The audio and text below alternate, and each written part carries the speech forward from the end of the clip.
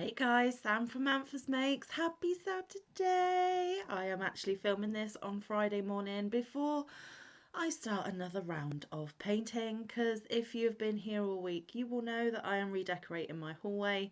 I am finally on the gloss work, which is around the door frames, the skirting boards, the staircase, etc. etc. So yeah, but the kids are home today, so I need to crack on. But before I can do that, I of course need to do my weekend section. So hi to all my returners and hi to any newbies. If you are new here on a Saturday and a Sunday, I read you stories from this book, which is Grimm's Complete Fairy Tales.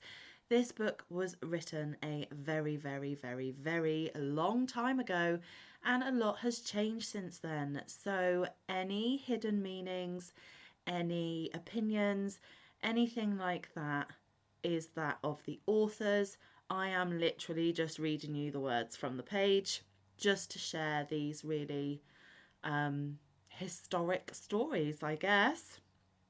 So there is a complete playlist for this on my channel, and I also read The Wizard of Oz a little while ago, and the complete playlist for that is on my channel also. So without further ado, let's get Saturday stories ready for you. So we start today on story 74, which is The Fox and His Cousin. The wolf gave birth to a cub and invited the fox to be godfather. After all, he is a near relative of ours, said she. He has a good understanding and much talent. He can instruct my little son and help him forward in the world. The fox, too, appeared quite honest and said, Dear cousin, I thank you for the honour which you are doing me. I will, however, conduct myself in such a way that you shall be repaid for it. He enjoyed himself at the feast and made merry. Afterwards he said, Dear cousin Wolf, it is our duty to take care of the child. It must have good food that it may be strong. I know a farm from which we might fetch a nice morsel. The wolf was pleased with the ditty, and she went out with the fox to the farmyard. He pointed out the barn from afar and said, You will be able to creep in there without being seen, and in the meantime I will look about on the other side to see if I can pick up a chicken. He, however, did not get there, but sat down at the entrance to the forest, stretched his legs and rested. The wolf crept into the stable. A dog was lying there, and it made such a noise that the peasants came running out, caught cousin Wolf, and poured a strong burning mixture, which had been prepared for washing, over her skin. At last she escaped and dragged herself outside. There lay the fox, who pretended to be full of complaints, and said, Oh, dear cousin Wolf, how ill I have fared. The peasants have fallen on me, and have broken every limb I have. If you do not want me to lie where I am and perish, you must carry me away. The wolf herself was only able to go away slowly, but she was in such concern about the fox that she took him on her back, and slowly carried him perfectly safe and sound to her house. Then the fox cried to her, Farewell, dear cousin, may the roasting you have had do you good, laughed heartily at her, and bounded off. Well, that was short and a bit grim. Okay, so the next story is story 75, which is The Fox and the Cat. It happened that the cat met the fox in a forest, and as she thought to herself, He is clever and full of experience, and much esteemed in the world, she spoke to him in a friendly way. Good day, dear Mr. Fox, how are you? How is all with you? How are you getting through this dear season? The fox, full of all kinds of arrogance, looked at the cat from head to foot, and for a long time did not know whether he would give any answer or not. At last he said, Oh, you wretched whisker cleaner, you piebald fool, you hungry mouse eater, what can you be thinking of? Do you venture to ask how I am getting on? What have you learnt? How many arts do you understand? I understand but one, replied the cat modestly. What art is that? Asked the fox. When the hounds are following me, I can spring into a tree and save myself. Is that all? Said the fox. I am master of 100 arts, and also have a sack full of cunning. You make me sorry for you. Come with me. I will teach you how people get away from the hounds. Just then came a hunter with 4 dogs. The cat sprang nimbly up a tree and sat down on top of it, where the branches and foliage quite concealed her. Open your sack of cunning, Mr. Fox. Open your sack, cried the cat to him. But the dogs had already seized him and were holding him fast. "Ah, Mr. Fox," cried the cat, "you with your 100 arts are left in the lurch. Had you been able to climb like me, you would not have lost your life." And again, that's a very short and fairly grim story. Okay, so the next one is story 76, and it is called The Pink. There was once on a time a queen to whom God had given no children. Every morning she went into the garden and prayed to God in heaven to bestow on her a son or a daughter. Then an angel from heaven came to her and said, "Be at rest, you shall have a son with the power of wishing, so that whatever in the world he wishes for, that shall he have." Then she went to the king and told him the joyful tidings, and when the time came she gave birth to a son, and the king was filled with gladness. Every morning she went with the child to the garden where the wild beasts were kept, and washed herself there in a clear stream. It happened one day, when the child was a little older, that it was lying in her arms and she fell asleep. Then came the old cook, who knew that the child had the power of wishing, and stole it away. And he took a hen and cut it in pieces and dropped some of its blood on the queen's apron and on her dress. Then he carried the child away to a secret place where a nurse was obliged to suckle it, and he ran to the king and accused the queen of having allowed her child to be taken from her by the wild beasts. When the king saw the blood on her apron, he believed this, fell into such a passion that he ordered a high tower to be built in which neither sun nor moon could be seen, and had his wife put into it and walled up. Here she was to stay for 7 years without meat or drink, and die of hunger. But God sent 2 angels from heaven in the shape of white doves, which flew to her twice a day and carried her food until the 7 years were over. The cook, however, thought to himself, "If the child has the power of wishing, and I am here, he might very easily get me into trouble." So he left the palace and went to the boy, who was already big enough to speak, and said to him, "Wish for a beautiful palace for yourself, with a garden and all else that pertains to it." Scarcely were the words out of the boy's mouth when everything was there that he had wished for. After a while the cook said to him, "It is not good for you to be so alone. Wish for a pretty girl as a companion." Then the king's son wished for one, and she immediately stood before him, and was more beautiful than any painter could have painted her. The two played together and loved each other with all their hearts, and the old cook went out hunting like a nobleman. The thought, however, occurred to him that the king's son might some day wish to be with his father, and thus bring him into great peril. So he went out and took the maiden aside, and said, "Tonight when the boy is asleep, go to his bed and plunge this knife into his heart, and bring me his heart and tongue, and if you do not do it, you shall lose your life." Thereupon he went away, and when he returned next day she had not done it, and said, "Why should I shed the blood of an innocent boy who has never harmed anyone?" The cook once more said, "If you do not do it, it shall cost you your own life."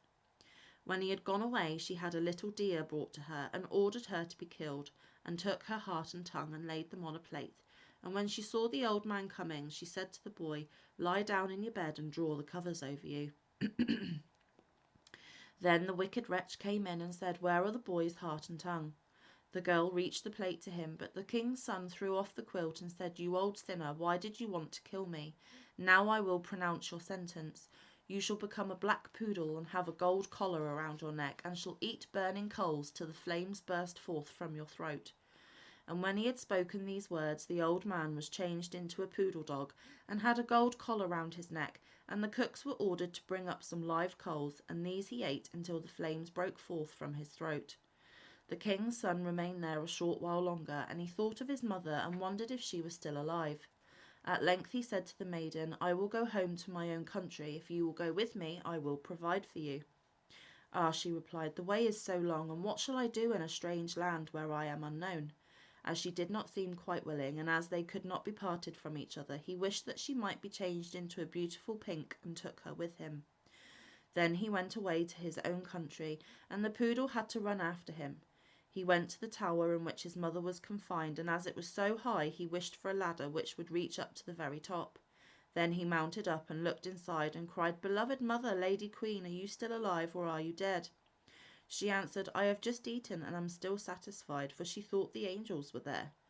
Said he, "I am your dear son, whom the wild beasts were said to have torn from your arms, but I am alive still, and will speedily rescue you." Then he descended again, and went to his father and had himself announced as a strange hunter and asked if he could enter his service. The king said yes, if he was skilful and could get game for him, he should come join him, but that deer had never taken up their quarters in any part of the district or country. Then the hunter promised to procure as much game for him as he could possibly use at the royal table. So he summoned all the hunters together and bade them go out into the forest with him. And he went with them and made them form a great circle, open at one end, where he stationed himself and began to wish.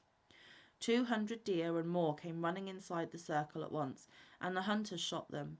Then they were all placed on 60 country wagons and driven home to the king, and for once he was able to deck his table with game after having had none at all for years.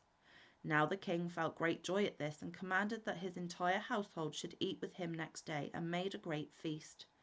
When they were all assembled together, he said to the hunter, "As you are so clever, you shall sit by me." He replied, "Lord King, your majesty must excuse me, I am a poor hunter." But the king insisted on it and said, "You shall sit by me," until he did it.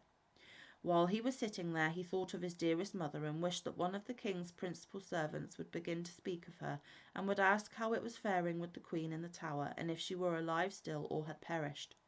Hardly had he formed the wish than the marshal began and said, "Your majesty, we live joyously here, but how is the queen living in the tower? Is she still alive or has she died?" But the king replied, "She let my dear son be torn to pieces by wild beasts. I will not have her named." Then the hunter arose and said, "Gracious Lord Father, she is alive still, and I am her son, and I was not carried away by wild beasts, but by that wretch the old cook, who tore me from her arms when she was asleep, and sprinkled her apron with the blood of a chicken." Thereupon he took the dog with the golden collar, and said, "That is the wretch," and caused live coals to be brought, and these the dog was compelled to devour before the sight of all, until flames burst forth from its throat. At this the hunter asked the king if he would like to see the dog in his true shape, and wished him back into the form of the cook, in which he stood immediately, with his white apron and his knife by his side. When the king saw him, he fell into a passion, and ordered him to be cast into the deepest dungeon. Then the hunter spoke further and said, "Father, you will see the maiden who brought me up so tenderly, and who was afterwards to murder me, but did not do it, though her own life depended on it." The king replied, "Yes, I would like to see her." The son said, "My most gracious father, I will show her to you in the form of a beautiful flower." And he thrust his hand into his pocket and brought forth the pink and placed it on the royal table, and it was so beautiful that the king had never seen one to equal it. Then the son said, "Now I will show her to you in her own form, and wish that she might become a maiden." And she stood there looking so beautiful that no painter could have made her look more so. And the king sent 2 waiting maids and 2 attendants into the tower to fetch the queen and bring her to the royal table. But when she was led in, she ate nothing, and said, "The gracious and merciful God who has supported me in the tower will speedily release me." She lived 3 more days and then died happily, and when she was buried, the 2 white doves which had brought her food to the tower and were angels of heaven followed her body and seated themselves on her grave. The aged king ordered the cook to be torn in 4 pieces, but grief consumed the king's own heart, and he soon died. His son married the beautiful maiden whom he had brought with him as a flower in his pocket, and whether they are still alive or not is known to God. There we go. That is 3 stories. I am going to read one more, and then we are going to leave it there until Sunday story time. So, this is story 77, which is called Clever Gretel. There was once a cook named Gretel who wore shoes with red heels, and when she walked out with them on, she turned herself this way and that and thought, "You certainly are a pretty girl." And when she came home, she drank, in her gladness of heart, a gulp of wine, and as wine excites a desire to eat, she tasted the best of whatever she was cooking until she was satisfied, and said, "The cook must know what the food is like." It came to pass that the master one day said to her, "Gretel, there is a guest coming this evening. Prepare me 2 fowls very daintily." "I will see to it, master," answered Gretel. She killed 2 fowls, scalded them, plucked them, put them on the spit, and towards evening set them before the fire that they might roast. The fowls began to turn brown and were nearly ready, but the guest had not yet arrived. Then Gretel called out to her master, "If the guest does not come, I must take the fowls away from the fire, but it will be a sin and a shame if they are not eaten directly when they are juiciest." The master said, "I will run myself and fetch the guest." When the master had turned his back, Gretel laid the spit with the fowls on one side and thought, standing so long by the fire there makes one hot and thirsty. Who knows when they will come? Meanwhile, I will run into the cellar and take a drink. She ran down, took a jug, said, God bless it to your use, Gretel, and took a good drink, and took yet another hearty drink. Then she went and put the fowls down again to the fire, basted them, and drove the spit merrily round. But as the roast meat smelled so good, Gretel thought something might be wrong. It ought to be tasted. She touched it with her finger and said, Ah, how good fowls are! It certainly is a sin and a shame that they are not eaten directly. She ran to the window to see if the master was not coming with his guest, but she saw no one, and went back to the fowls and thought, one of the wings is burning. I had better take it off and eat it. So she cut it off, ate it, and enjoyed it, and once she had, she thought, the other must go down too, or else master will observe that something is missing. When the 2 wings were eaten, she went and looked for her master and did not see him. It suddenly occurred to her, who knows, they are perhaps not coming at all and have turned in somewhere. Then she said, Hello, Gretel, enjoy yourself. 1 fowl has been cut in 2. Take another drink and eat it up entirely. When it is eaten, you will have some peace. Why should God's good gifts be spoiled?